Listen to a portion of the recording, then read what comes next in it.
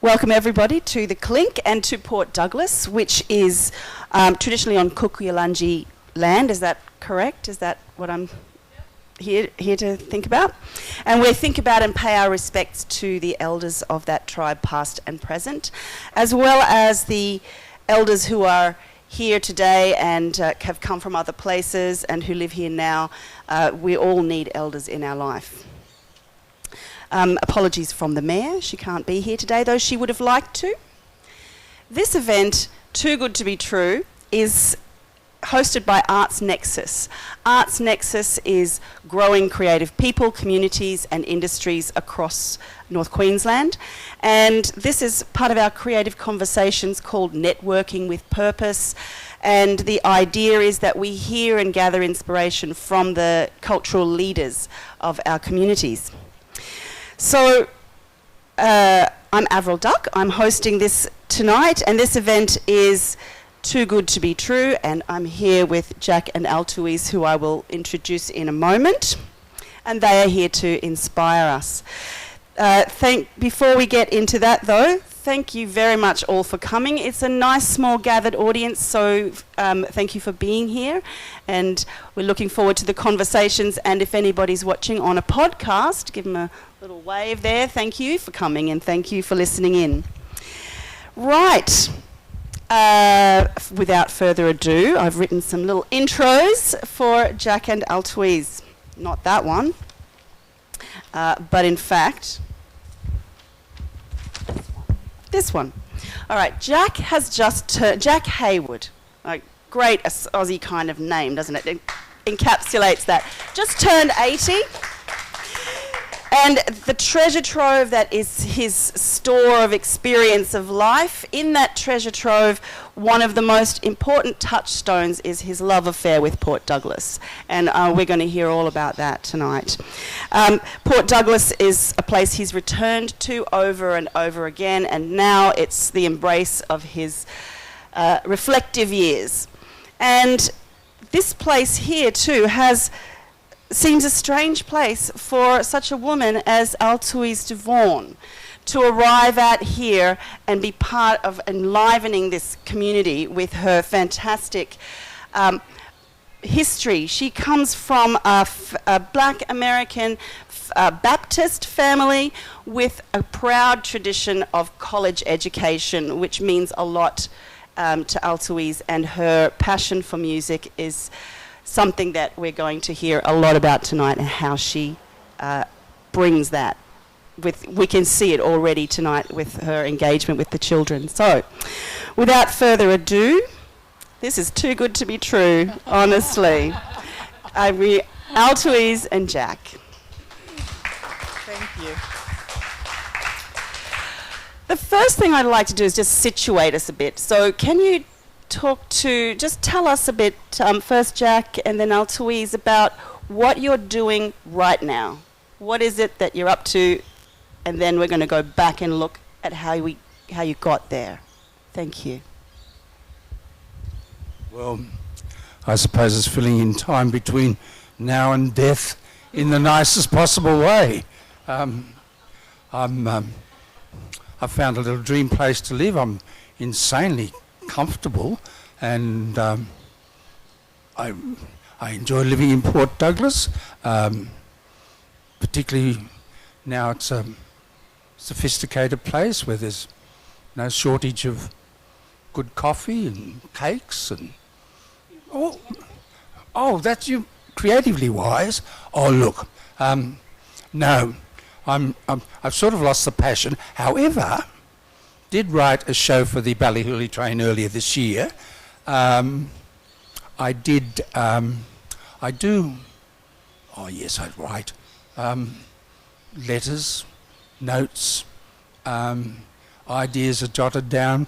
So you don't sort of stop, but I'm not engaged. Nothing I do is a career move. Let's put it that way. Yep. Yeah. Oh, well, it's too good to be true. I'm here in Port Douglas, And I'm the director of music here at the Clink Theater, and we're presently in a production, Cinderella. We have some of our cast members here today. It's Cinderella for Kids.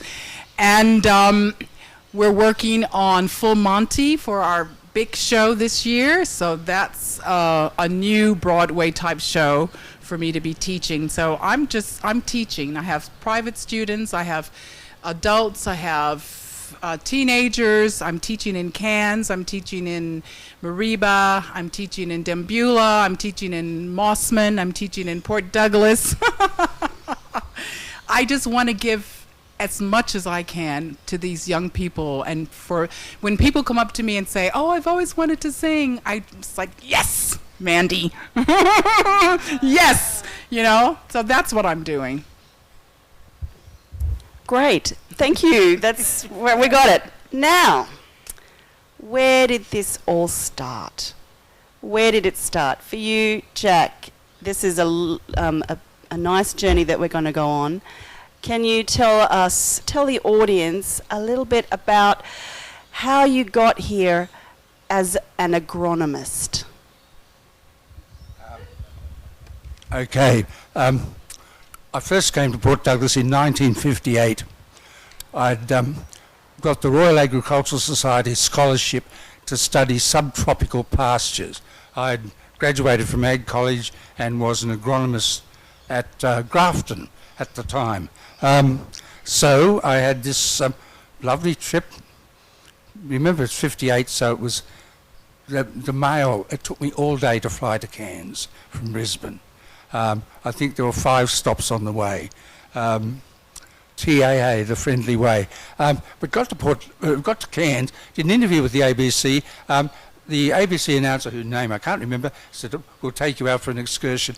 Drove into Port Douglas, love at first sight. Mainly because as a child, I was locked into the romantic vision of the South Seas. Pirates were my all-time fave, and Robert Louis Stevenson, Louis Beck, all those writers that wrote about the South Seas, and I walked into the pages of a storybook when I walked into Port Douglas way back in 1958. And since then, I had a change in careers, went to NIDA. When I was touring Queensland as an actor with various shows, theatre in education, touring for the Queensland Theatre Company, hit Cairns, always came to Port Douglas and just checked it out. About 71, there was an opportunity up here to take over the lease of the Nautilus restaurant, which had been closed. The previous owners had abandoned it, and with my friend Bill Austin, we came to Nautilus, and he actually took over the lease because I had no intention of staying. At the time I was working in the scenery workshops of the Elizabethan Theatre Trust and loving it, so I didn't want to give up that job. But once I got back up here and we got stuck into the restaurant, I was here for the next 9 years. So that was all during the 70s. And I'm in my prime, I'm in my 30s, and we had a great time, particularly after I got out of the restaurant. I tried to murder Bill for some reason and went my way, and that's when I started working on the boats and in the pubs and just simply became a dropout. It was my psilocybin years and all that new age thinking that went on. But I turned 40 and looked at myself and thought, oh my God, there's a world out there. I was a full hippie freak, and so I headed with my old black dog. I hitchhiked to Melbourne, and got a job in a pub actually. Rambling. Got a job in a pub. Met up. Next thing I was working with the Melbourne Theatre Company. It was the years of Crawford, and I was back in showbiz. And then I did a visual arts course at Moorlambar to fill in time between gigs, and fell in love with the visual arts. And then I had a sort of a revelation that I wanted to be a dropout artist living in a shack in the tropics. And that became my guiding vision And of course, next thing I knew, I'm up here, I'm living in a shack on the beach, and I've been doing my paintings. But when I came back after all this, coming and going, I discovered the Jute Theatre Company in Cairns, who employed me, and I ended up doing 5 shows with them professionally, and they produced a play that I'd written, and so I actually hadn't abandoned my showbiz career, and then I hit Port Douglas to find the Clink Theatre. Holy dooly, what about this, he says. It took me a couple of years to figure out what I could contribute using this space, and I came up with an idea that I would like to direct locally written plays that were anchored firmly in the community. So the first one I did was a play written in 1854 by James Tucker, a convict, Jemmy Green in Australia. I anchored it in Port Douglas by giving my actors a pretty difficult job, in that I asked them to create prison personas. They were prisoners of the Clink, prison personas who were then putting on and playing the characters in this ancient play. And their prison personas were characters that they invented themselves. And so I had my cast writing their own experiences and performing it, and probably using the theatre in ways that it hadn't been used before. Entrances through here, we had intermission entertainment, and it took off. It was terrific, and I felt that I'd found the formula. And then I looked around, and the next obvious subject was Ellen Thompson, and then I'm with Claire, I sort of said, what next? She suggested Christopher Skase. Next thing, Christopher Skase. Then there was the amalgamation play. And so all the productions were anchored firmly in the community, and I got a great joy out of that as people were connecting with their community, and I was hoping building an identity. The idea of community theatre was playing strongly on me at the time, as that I had envisaged a company, but that's not too easy in Port Douglas with the turnover of the population. However, in one production, what I had hoped to achieve with community art actually happened. I had a company of 3 top performers. We did a play, Art. I designed it, and for me, it was the pinnacle of my experience with the Clink. A polished production, beautifully performed, and I'm awfully proud of it, and the actors involved. So, and then I began to wane. I've talked enough.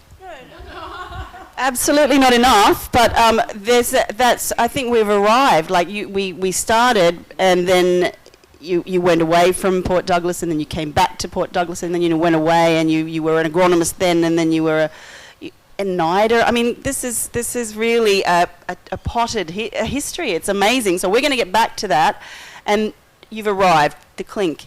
You've made the play that you want to make. Yeah. Mm-hmm. So I was speaking with you earlier, and I'm really interested to hear where that passion comes from and how it's taken you all around the world. And then you've arrived in Port Douglas.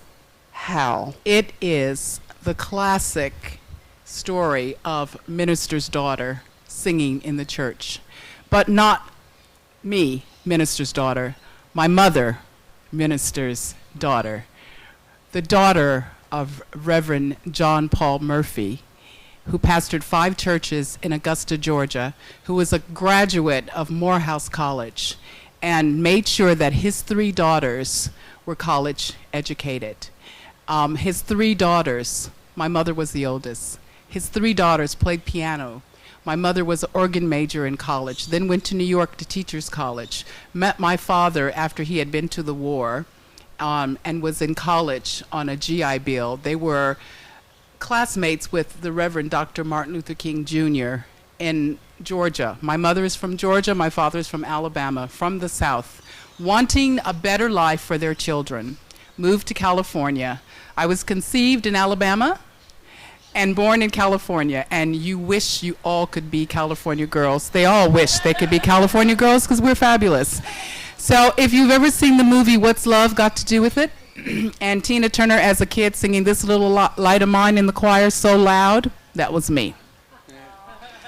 I found my voice. I used to sing to my dolls. I used to sing, always, always sing, sing, sing, sing. And one Sunday morning, something just jumped in me, and I decided I was going to sing. And my mother afterwards said, "Why did you sing so loud?" I was drowning all the kids out. But then I found my voice, and then I went on to high school. And, you know, in those days, Jack talks about his journey in 1958. I was 1 year old. And in those days, you didn't have high school of performing arts. But I went to a high school that would have been a performing arts high school. Wonderful. Carolyn Shannon, my high school teacher, God bless her, was, we did shows. She was up in line to do Maria for the Sound of Music, and Julie Andrews got it over her. But she brought all of that passion and all, and I got that from her, from my mother, the passion of music. And I practiced it all the time, and that's what it takes. It takes practice. I sang in church constantly. I sang to my dolls. I sang everywhere. I sang, sang, sang, sang. My mother would drag me to women's club meetings, and she was my accompanist. She'd play for me and sing here, sing there, sing there. And that's what it takes. And when I finished high school, my high school choir went to Europe to do a competition, a choir competition. Within that competition was a solo competition, and my teacher entered me in that competition, and I won. And I was already supposed to be going to Indiana School of Music. And the president of the Eastman School of Music, which is in Rochester, New York, you call them conservatoriums. We call them conservatories. So in America, this president of the school called my parents and said, she needs to come to our school. It's a smaller school, and she's a shy girl, and we will protect her, and we will watch over her. I was very shy. Really, and when I came back from college, my mother said, "Well, you finally learned to speak. Now you can't shut up."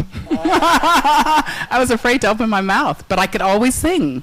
And I used to think, you know, in those days we had Johnny Carson, and my parents would watch Johnny Carson, and whenever there was some Beverly Sills or Joan Sutherland, some famous opera singer, Luciano Pavarotti, or on TV, my parents would like bring me into their bedroom, and I got to watch it, you know. And I was thinking, when I become famous, I'm going to have to speak.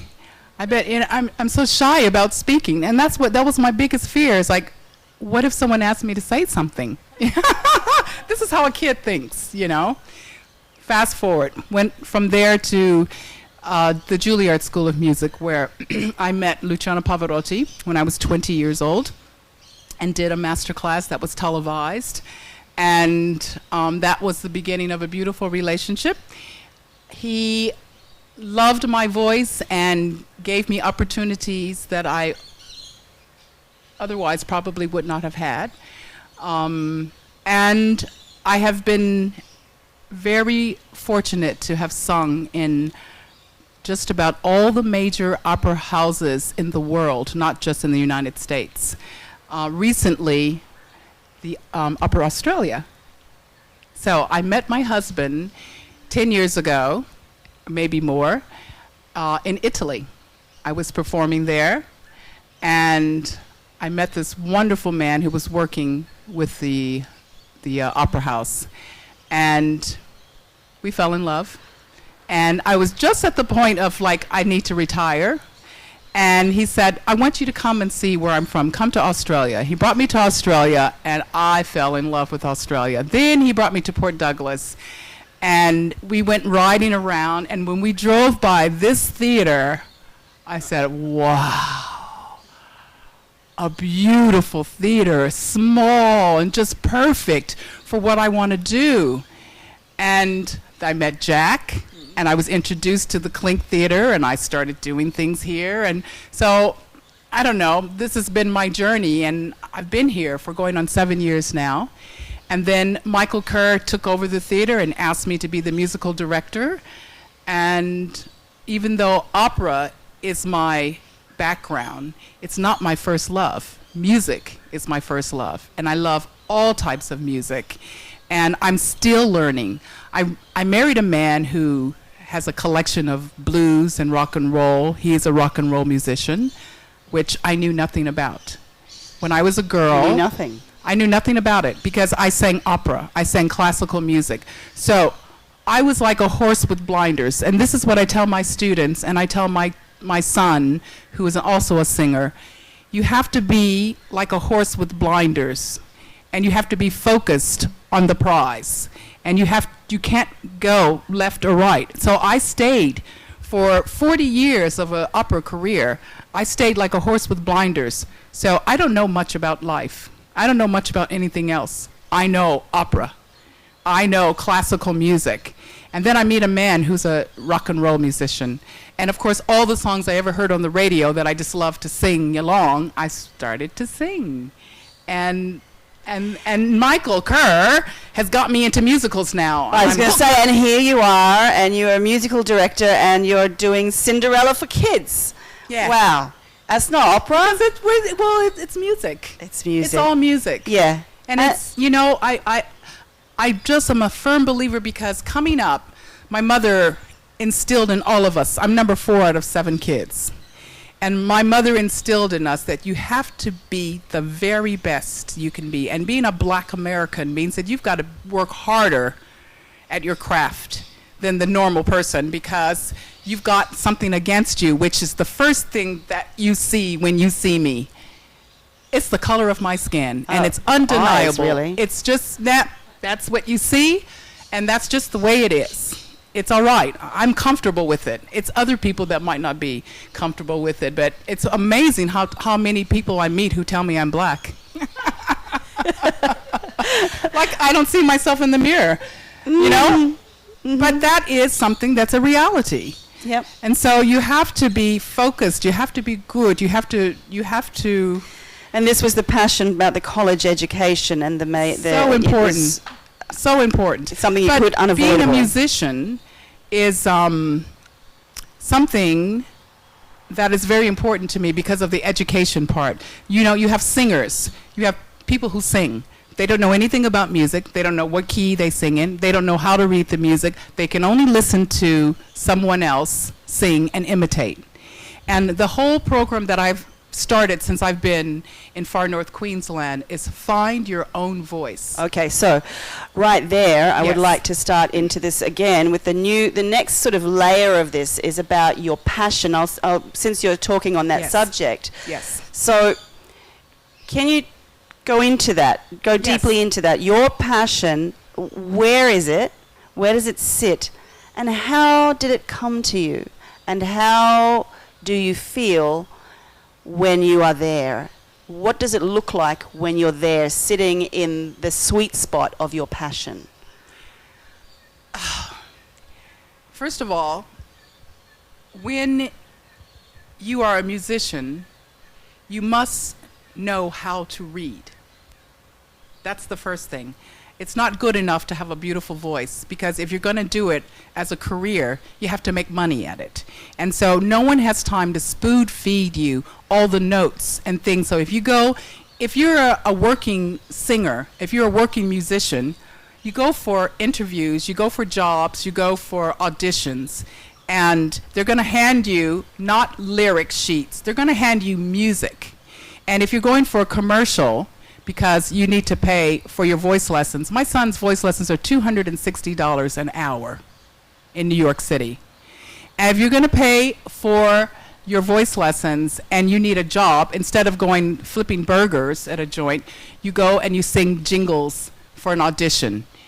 And that means that there are going to be 20 people lined up to sing this jingle. They're not going to spend a week on teaching you this jingle. They're going to hand you the music, and the person who could read the music is going to get the job. And that's just the way it is. You know, you come in to rehearsals and musicians over here, singers over there. Excuse me. I'm a musician. My instrument is my voice. I went to conservatorium too.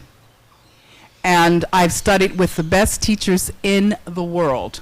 I have sung on more opera stages than most, and there's amount of respect that has to come with that, and there's a dollar attached to that. There's a dollar sign attached to that. Yeah. So if I'm hearing you, this passion is the voice, and not just the voice, but not just the voice. Singing of the voice, which is academic. Yep. Okay, there's God-given talents, and then you've got to work your craft. You have to be able to know what to do with your God-given talent. You have to be able to read the notes. You have to be able to sing the music, be able to interpret it. Or you have to have enough money to go to pay someone to tell you those things. And that's the way it was when I was coming up in New York. You went to your coach for this, you went to your Italian coach, you went to your drama coach, you went to this. I was on scholarship. I didn't have to pay individual people for this. And when I got to the point where I was out there working, it happened so fast. Jobs come. You have to be prepared, or else you can lose the plot. If you do a bad show, it gets into your head, and it's so difficult to recover from it. So you have to stay on top of it, night after night after night. You cannot let it slack. You know what I'm saying? This is a drive that you've got now. You're describing this kind of flame or this energy, and there's so much in the music. You know, you do a song, you record it, and it's over. And then you go on tour, and everybody knows that song, and everybody expects you to sing that song the way they know that recording, and to live up to that expectation of that recording that you made 50 or 30, 20, 10, 5 years ago, to go on a tour and sing that song like you did with a microphone in a studio, night after night after night live. You better know what you're doing. You know, and if you're singing opera, you're singing on a stage without any amplification. You're carrying your voice over the orchestra. You're on stage, you have the orchestra pit, and then the audience is out here. You don't have a microphone. You've got to go over the orchestra. Your voice has got to go all the way out to the last row in that opera house. Yeah, and so when you're in that place where you're studying and you're getting in it, what happened to me was, I ran out of money. I couldn't afford to do all this stuff. And then I went, wait a minute, I'm educated. I know music. I can do this myself. And then I started applying myself and doing this. And I thought, if I can do this for me, I can surely do these for others. Right. Yeah. And that's what you're doing here? That's what I'm doing. I'm teaching how to read the music because I have a plan. It's not a 1 year, 2 year plan to do these shows at the Clink. It's a 10, 20, 30, 40, 50 year plan to teach these kids how to read music so that 5 years from now, we can do a show, we can hand out the music and the kids can read it. And I don't have to spoon feed them every little note that is so draining and takes up so much time. And if there is a kid who is talented enough to leave Port Douglas and go to Sydney or the States or any other place, and they got that foundation in Port Douglas, good.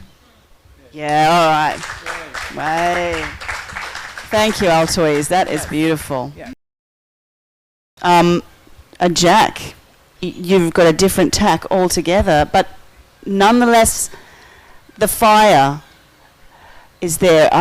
We were listening to you earlier describe that once you got to the Clink, you had this feeling about writing plays for and by the local community, about the local community. I'd like to know, where did that come from? And I'd also like to know the fire that was theatre to you. Why? How did you get from being an agronomist to studying at NIDA, the National Institute of Dramatic Art, you know, one of the most hallowed institutions of theatre in Australia? So, I will pass you the microphone. Well, a very different experience to Alteouise. I I can't get over how fortunate my life has been, particularly starting out in showbiz. I was interested in doing shows because I was with the Grafton Pelican Players, and we'd done shows like Dead on 9, Swamp Creatures, and this is what sold me, Death of a Salesman. However, I'm being an agronomist, I'm transferred to head office. I'll speed this up. I'm transferred to head office. I read that the new university at Kensington is having a residential drama course. Oh, this will be good. I can take this back to Grafton. I have the money in my pocket. I go out, ask where the office is. They send me to this place. I walk in, and the first thing they ask is, have you come for an audition? And I realised I was in the offices of the National Institute of Dramatic Art that I'd read about because I remembered that von Nida, the golfer, and here I was talking to the professor and a couple of tutors, and I just kept stum as they sort of said, oh, you will be expected, because I'm offering them money for the course. And no, you will have to audition. When can you audition? And I sort of said, oh, well, I've got to be back Grafton by Monday. Okay, we can fit you in Saturday. In a week's time. I just thought, oh, Jesus, what's happened? I actually then went and saw a vocational psychologist to see at a recommendation. So I had my bumps read, and they sort of said, oh, yes, you've got something there, give it a go. So, lo and behold, I was picked up by James Warren from Ag College. He drove me to the Royal Sydney Golf Club, where he's a member. We drank a few gin and tonics. I go off to the audition, and at the end of the audition, they say, thank you very much. And they sort of say, oh, well, listen, I really can't do this course. I can't afford it. Oh, well, we can see what we can do. And so I went off, lo and behold, back to Grafton, where I find out I've been transferred from my beloved Grafton and the Amber Surf Club to Yanko in the Murrumbidgee irrigation area. What? So when I got the letter saying I'd been accepted for NIDA and the Arts Council scholarship, I said, yep, I'm off. And so I was not driven by any passion for theatre or anything. And it's actually been a bit of a complex because I wasn't meant to be an actor. Or maybe I was, for these certain circumstances. But I can tell you now, I wasn't in it for the art, I was in it for the lifestyle. I love showbiz and all that went with it. But things did change. I did my apprenticeship years, and then got very sick with hepatitis. I did the round world thing, got very sick with hepatitis, near-death experience, and thinking it was all over, I dropped out. Intending to come to Port Douglas, but news got in the way. Then so so I wasn't meant to be here. It was simply that being sent to the wrong office that I ended up with this career that But I've had a lot of fun. You fell into it accidentally, by the sounds of it, very accidental, theatrical, and yet when I hear you talk about writing plays and the work that you've done here, it isn't an accidental thing. So there's something that's developed when you got into that. What was it that developed within you? And you're a visual artist as well. You're a painter. So why did this happen? What happened in you? It does have a lot. Well, after the years in Port Douglas, I'd turned 40, matured, and then when I went back to Melbourne, it was for real this time. I did classes. I was mixing with pretty esteemed company, with the Melbourne Theatre Company, and I got pretty serious about it. Had an enormous amount of experience, but then when I did the visual arts course, which was only in 2000, that changed my thinking again. And I began to look on theatre much more holistically, so that it wasn't just the show, it was the event. And you may have noticed the shows that we've done here, we've usually tried to make it an event. The Ellen Top, it was first of all the white paintings for art. We also had an art competition for Ellen Thompson. We had the visual artists do their impression of the story. So made it very much, each production was an event. And of course, with Too Good to Be True, we were given license to go well and truly over the top. And a joy working with Claire as she responds to this sort of showbiz, like the Rolls Royce we managed to have parked out in front of the theatre for the opening night of Too Good to Be True. But getting to why I do it, it probably is what I get out of it. And it's actually working with the people. When I used to do shows, it wasn't just the cast and the crew, but I'd be in my car going out searching props, meeting cane farmers, organising. We used to do launches, remember.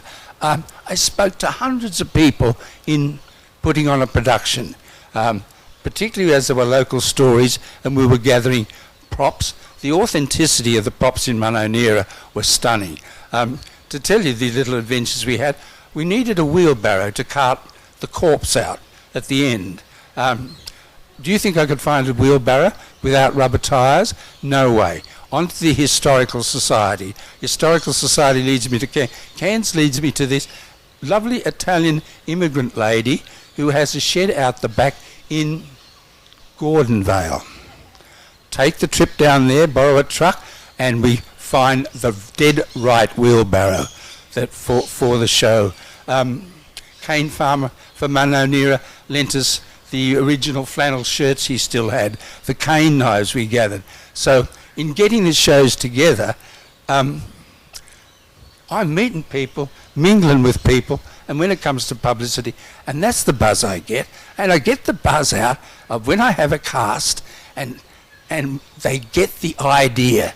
They discover the joy of performance, of discover the joy of using their imagination, and it can be a pretty powerful thing. So Sadie Jones, who was my Ellen Thompson, has gone on with her music. She wrote 2 songs for the show, and she's got a group now playing. She's on, at the present moment, she's on a steam train doing the blues train to Biwa. Her partner wrote his stuff for Jimmy Green in Australia, went on to do poetry slams. He was a finalist in the Queensland Poetry Slams. These are guys that got the idea of the show, and I got such a buzz out of that. The other thing, of course, is I've made so many good friends by working this way. But that comes from something I did learn in my entire career. I just like actors. I think they're a great tribe of people, imaginative, original, spirited. Yeah, I like actors. I love all my casts. So the tribe of the imagination through the theatre and the transmission of ideas and I'm trying to narrow it down. I guess the location that you're kind of, I'm getting a sense of that you are resonating with place, and that this is coming through with all of the endeavours, kind of you're plugging all of yourself in, from the agronomist to the actor to the set designer to the painter, and then the writer comes in. How many plays have you written? Do you know? Not too sure. Off of the Clink, I think it's 4, isn't it? and then there was Samaras for Jude. Look, and plus there's all those that are still in the bottom drawer. And in a paper bag. So we do have Claire Tierney sitting with us in the audience, who's Jack's mentioned a number of times, and so Claire, is there anything that you want to hang on? Working with Jack is different because he doesn't just come with the play. He comes with the marketing idea. He comes with the concept of how to nurture the actors. He comes with the ability to create, as you said before, an event. I think Jack's the only person I've ever worked with, whereas at Interval we had somebody strapped to a cross and was being flogged. By you. Yeah. That was the comment. That's right. The audience came out and they were just gobsmacked. What the heck is going on here?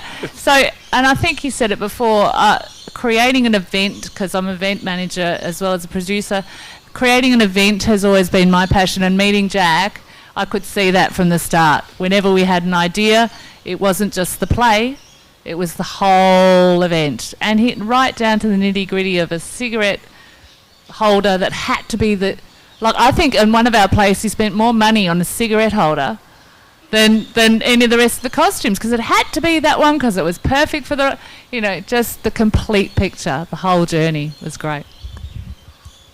Thanks, Claire. What I will add there,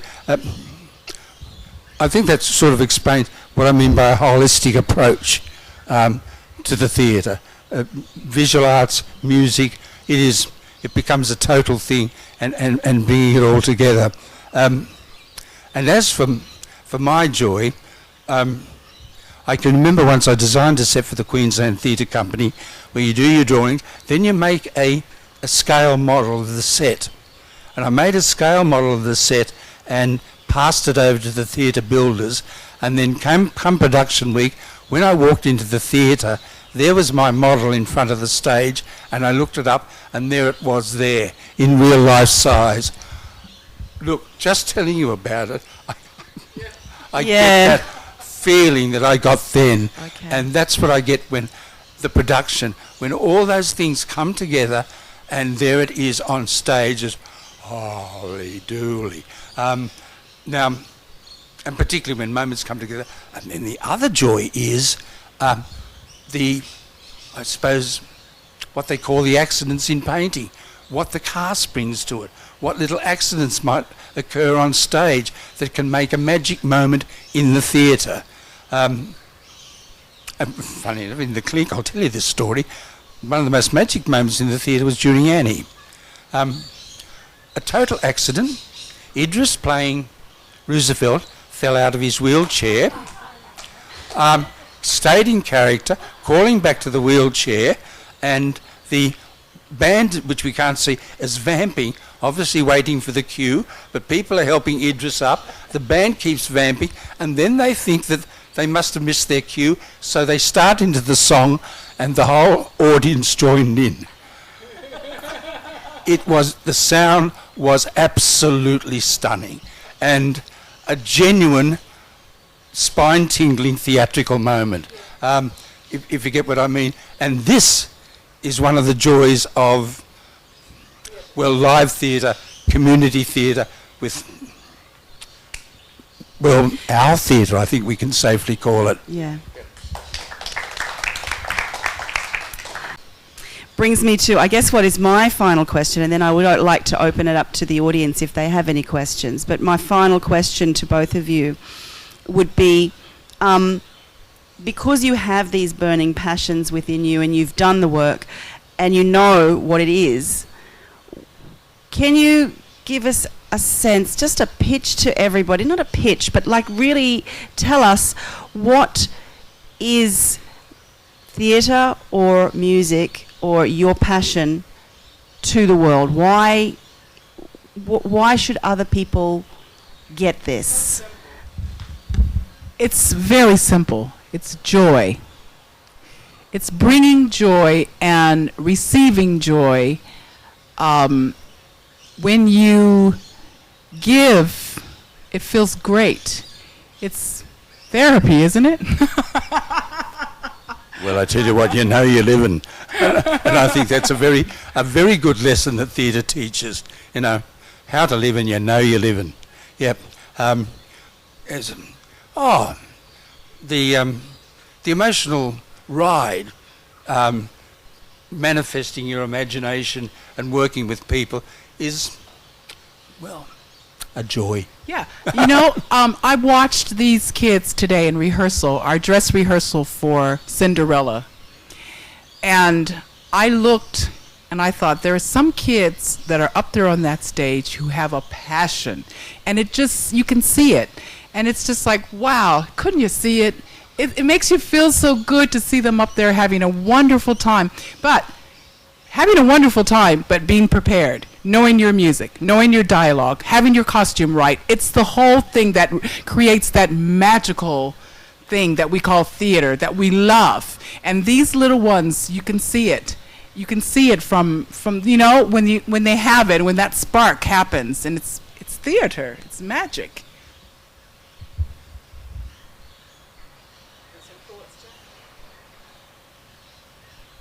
Oh, I'm just thinking about loving theatre. She's a bitch. Why do you say that? Oh, the things that you've been through. Working with Blackjack Sumner at the Melbourne Theatre Company. Awful moments on stage. Oh. Do tell. Some of the things the critics say. Oh. And the donkey things that you end up doing. I've had so many embarrassing moments in theatre. Oh. Please tell us about the cardboard blocks of stone. The cardboard blocks of stone? What's During a production, Oh, you had to exit before. So the cardboard- oh, this Samson and Delilah opera. Yes. Okay, the big bacchanal at the end. I did a bit of study of dance. I'm in the chorus of dancers in this black and white opera, direct broadcast back in those days, the ABC, and I don't know what's going to happen. But we're given these instructions. The camera's right up on Samson. It pulls back, leaving a track, and we dancers have to throw ourselves to cover the track. So when the camera pulls back, however, we get to the first rehearsal or the first live, real rehearsal, and I'd never heard of polystyrene, so that when Samson pushes the temple and these great hurly big blocks of stone are coming straight at me, dropping carry, I just shrieked and threw myself to the floor and covered my head to wake up covered in a 3-foot diameter column painted to look like marble. I didn't know, but I got the fright of my life. Oh, listen. Direct to air, black and white television, did a dance number and I collided with a rostrum, for the nation to see, including my sister, who let me know. Stuff like that. And when the zip broke on the footballer in the club and this great big red bulge appears right at my eye line as he's standing on a table telling everybody how marvellous he is, does a flex and out pops this great big red bulge. Could not stop the audience. We couldn't go on.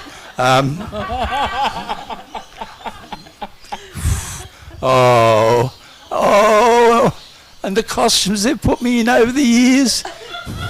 Tie-dyed pyjamas in a production of King Lear.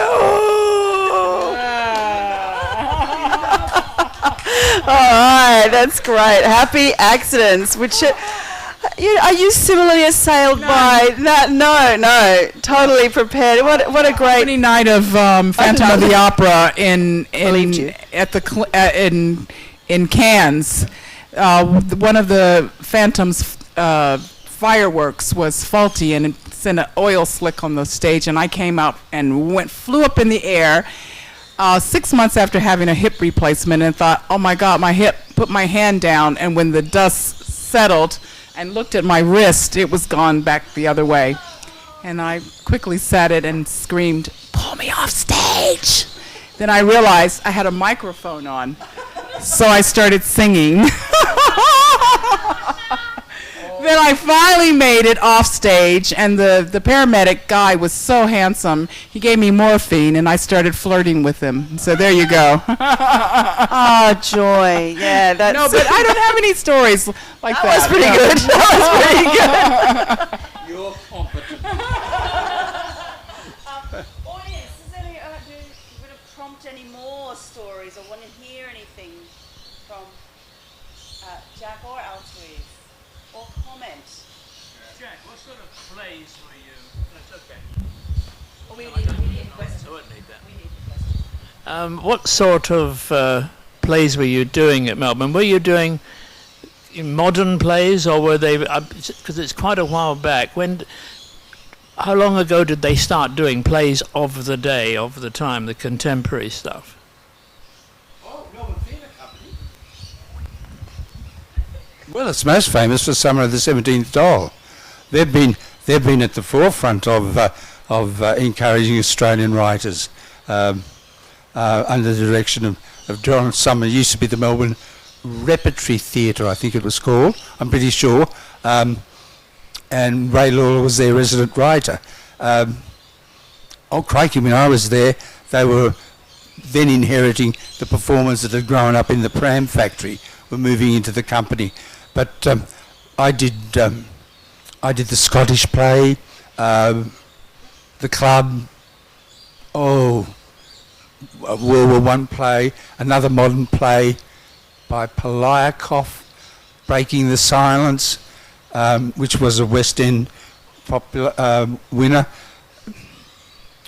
Crikey, hard to recall without looking at the biog, which I don't even know where that is. That prompts me to ask you a question, Alteouise, about... I was thinking, yes, right. Can you tell us your first role that you kind of think, I made it, or what was the first big role that you got? It was Orfeo and Euridice, which is the story. It's the composer is Gluck, and it's Orpheus and the Underworld, and I play the part of Orpheus. So it was a trouser role. I play the part of a man. The man. Yes, because that's what you do in opera. That's what you do in theater, especially when you're a mezzo-soprano. So mezzo is an Italian word for half. So I'm basically an alto with some high notes. And so they used to have castratis do these parts, and now they have females do the parts. And so I was with Opera Theater of St. Louis. I was 26 years old, and I landed this role as Orfeo, and Opera News covered it, and I got lots of publicity. I was in the Opera News magazines, and there was a very famous mezzo-soprano, another black soprano, American black soprano, by the name of Florence Quivar. And she was doing Orfeo in Trieste, Italy. And she was having difficulties and had to cancel. And so the two intendants were at a party. This is how things happen. And he said, oh, we've lost our Orfeo. Oh, we just had a wonderful Orfeo, and she's gotten all these reviews, Alteouise deVaughn. So I get a call from Trieste Opera, and asking me if I know, and of course I did it in English in America, come to Italy, do you know Orfeo in Italian? And I said, yes. Did you know it? Did you know it? No. So what I did was I studied what I could on the plane. I learned not memorized, but I learned to be able to sing everything in Italian on the plane, and I stayed ahead of the schedule. So every day I would look at the schedule and say, okay, tomorrow we do Act 1, Scene 5. And I would go home and I'd memorize that. I stayed ahead of the schedule and I made it. And they never knew that I really didn't know it in Italian. That's an awesome story too. Getting away with stuff because you're educated and you're passionate and this is how you did it. Yeah. So actually you did know it anyway. I knew it in English. I knew the notes, but I could read the Italian. You know, when Jack did Mano Nera, the Italian community in Queensland, it's pretty big, isn't it? Yeah. Busloads of people came. And my sister-in-law, I have 7 sister-in-laws from my husband on his side. And one of my sister-in-law, they all speak foreign languages and they're Italian and all. And so one sister-in-law was visiting from Brisbane. And I said, listen there's a group of ladies over there speaking Italian. Let's go over and speak to them. So we went over and started practicing our Italian. And they were like, well, how come you speak Italian? Oh, I'm an opera singer, da-da-da-da-da. And that led to a beautiful relationship with the ladies in Dimbula. And that's why I'm teaching in Dimbula, because I met those ladies at Mano Nera. Yes. Yeah. Yeah. Thank you, Jack. Well, that's exactly what I mean about getting into the community. The ripples can be incredible, taking people in. And one thing, getting back to this, is that it has been committed to the locals, and I've often had words about we're not doing it for the tourists at all. We're doing it for our community that may earn money from the tourists. But no, I've never seen theatre here at the Clink as a tourist attraction at all. This is for our town. It's a benefit. Yeah. It's a benefit for the tourists when they come. They can come and they can see our shows, and I hear lots of feedback from the tourists, like, wow. But it is for the locals. I'm in agreement with you, Jack, there, that we do these shows for the local. And a couple of shows that I've done here at the Clink have been presented by the local people, for the locals. And people look for that. They want to see the locals. The lady in the checkout line at IGA, she says, oh, it was so good to see. Oh, they come through my line, and there they were up there on the stage. I didn't know they could do that. You know, and that is so rewarding, isn't it? When you have local people who come into the theater, who perform, who wouldn't have an experience being in community theater, and they come and they get hooked. And you see them every time coming back and auditioning and building on that. It's just a good feeling. It is. Too good to be true. Well. That's the exit line. Say so. That was a fantastic wrap up. Stick around, everybody. You can have a chance to chat to Alteouise and Jack when we've just made this a wrap. And thank you very much for coming. Thank you, Alteouise. Thank you, Jack. That was quite illuminating and exciting. Lots of kind of shivery moments. And that's what Arts Nexus is doing over in Port Douglas. We have a little base, a little pop-up shop in Cairns, but we're here because we're all across. And in Port Douglas, Claire is our feet on the ground, and Dale as well. So thank you for organising this tonight, Claire, and thank you, Dale, and Cassia. And if you want to know more about Arts Nexus, please have a look at the website. We are artsnexus.com.au, and we've got loads of programs to happen and rolling them out up here in Port Douglas as well. These are your cultural leaders, and there are many more in the community. Please spread the word and connect and dig in. Thank you. Thank you very much to the Clink Theatre for being this wonderful host and venue tonight.